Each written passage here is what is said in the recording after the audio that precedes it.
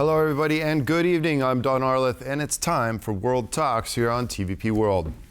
As Germany gears up for snap elections, fact-checking from the firm NewsGuard, an investigative website, and Corrective has said that they have identified a group of Russian-linked websites that were spreading false information to influence the German parliamentary elections, which will be held in February.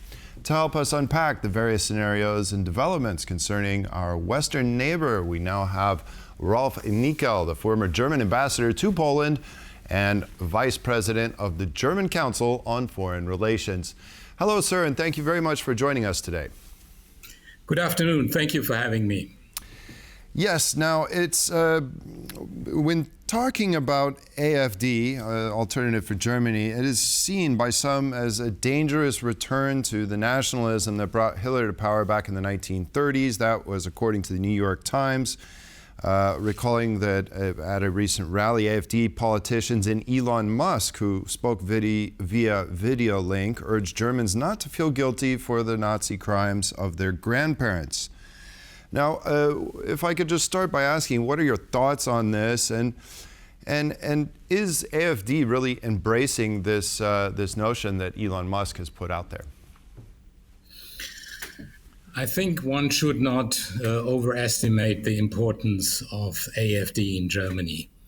It does not have, and it will not have after the election, any direct influence on the formation of a government or on its policies.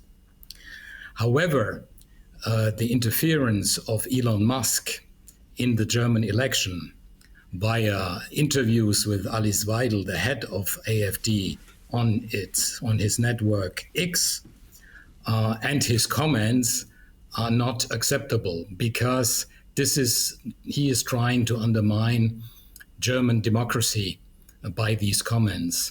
And since this election takes place at a moment where many different and difficult events take place in the world, it's particularly worrying, especially when he talks and he asks Germany to put aside the guilt of World War II. This is absolutely unacceptable. We will always remember what has happened. We will always remember our responsibility. And if a foreign right-wing person intervenes in German elections like that, is totally unacceptable. I'd like to ask you more about this undermining of democracy. We've heard this from Chancellor Scholz. He's obviously not happy with how Elon is putting himself into this election. Could you please define the scope in which Elon Musk is undermining democracy? The expression of certain ideas and concepts, is that undermining democracy? Is it allowing people to choose who they want to choose? Just how is this being done? Nobody wants to put any brakes on the free expression of opinions in such moments. However, when he uses his network Twitter, and nobody really knows the algorithms, how they function. And it's quite telling that the European Commission has started investigations into that matter, trying to ascertain whether the use of algorithms and the unlawful use of algorithm is having this influence. And as I said earlier, free speech is a very important element of democracy, no question. But when one tries to undermine German democracy by really making points about the AfD and its policies, that is worrying to us, especially when we look back at our history of the 1930s. We are very, very, very worried about this because we do not want this to be repeated in any way whatsoever. Certainly can understand that. Now, what can you tell us about the AfD? You said do not overestimate the AfD in these elections, but have they been gaining somewhat much more significance and prominence in Germany over this last year? That's right. We have had, unfortunately, a number of attacks, a number of violent attacks on people with dead, committed by people who have come to us as refugees. And the AfD is trying to use that against the other government, against the other parties, saying that they did not address the issues the way they should have. However, if you look at the polls, AfD is at around 20% of the intentions of vote. The CDU is at about 30%. The SPD is around 17 to 15%. The Green Party is at 14% around. It varies a little bit. So I think it is clear that even after the election, a government without the AfD will be the outcome. I don't see any option that the AfD will gain any direct influence on the formation of the government or the policies of that government. Okay, well, that's something that I think some people are preparing for.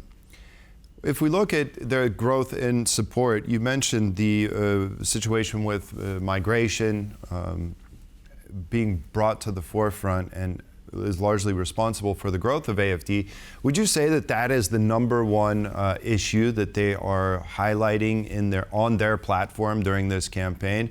And what are some other things that may be appealing for Germans?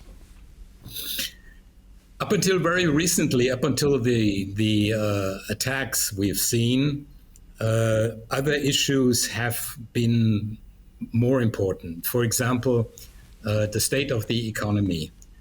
I don't tell you a secret if I say that our economy is not doing well. We have been sort of the red lantern in growth in Europe. And so there is a big need to renew our economic basics in order to have a bigger growth rate and in order to pay for all the things that are necessary.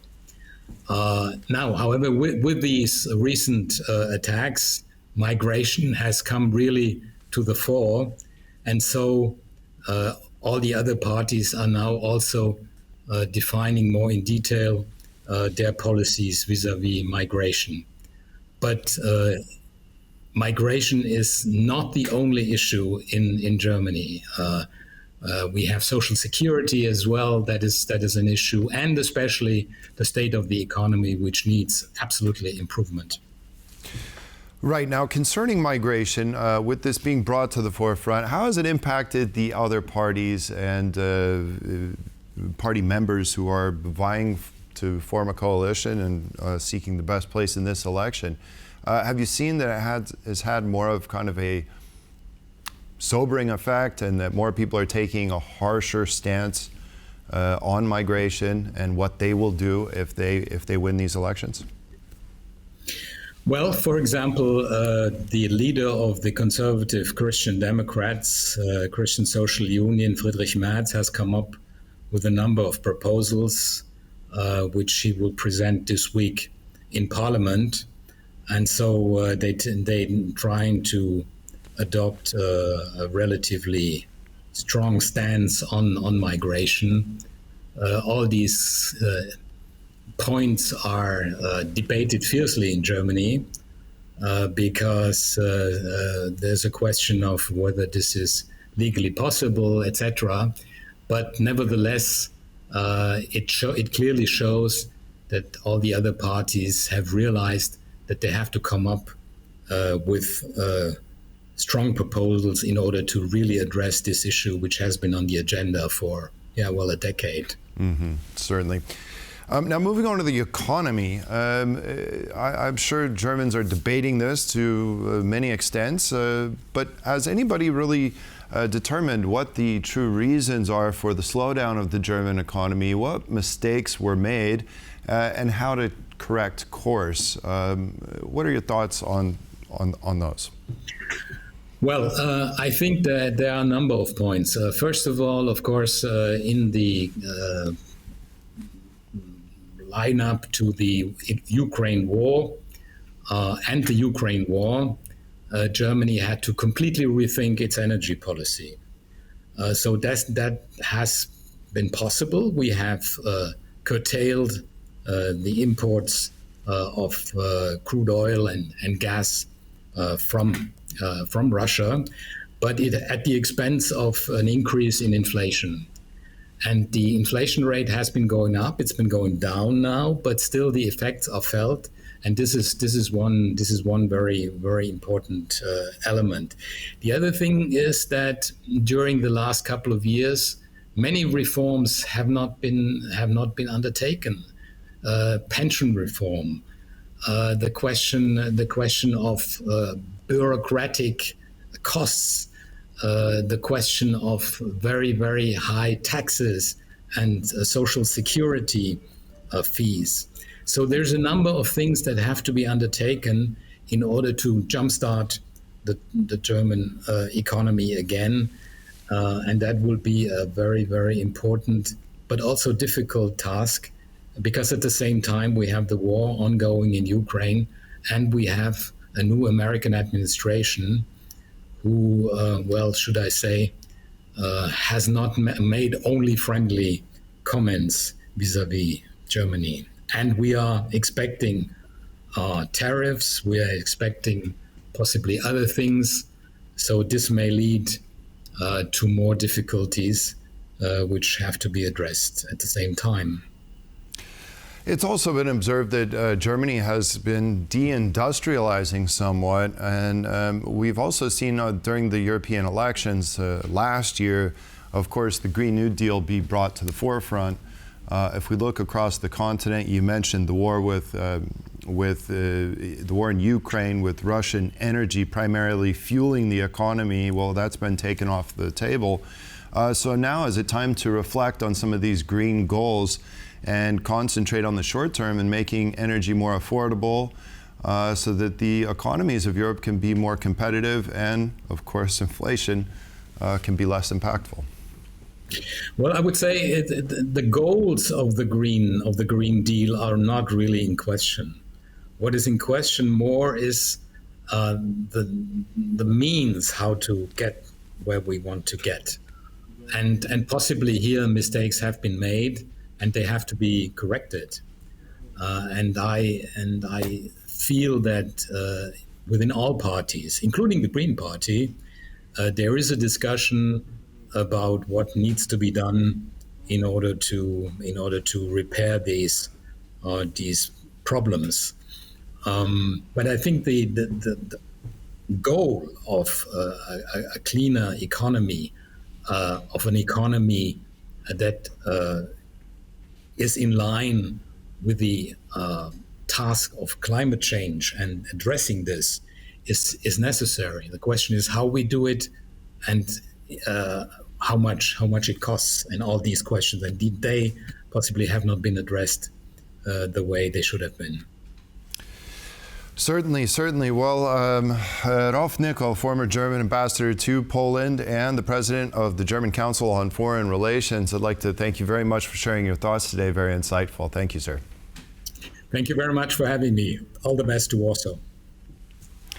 And that concludes this edition of World Talks. Thank you all for joining us, and take care, and we'll see you soon. Goodbye.